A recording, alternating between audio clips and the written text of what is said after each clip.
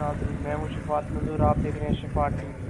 Please मेरे channel को subscribe करें और लाइक करें और बेल आइकन को ज़रूर दबाएं। आप देख रहे हैं कि गन्ने में जदीद फार्मिंग के ज़रिए गन्ने से जड़ी बूटी तलब की जा रही हैं। ये एक बहुत मौसम तरीका है जिससे पैदावार में भी इजाफा किया जा सकता है।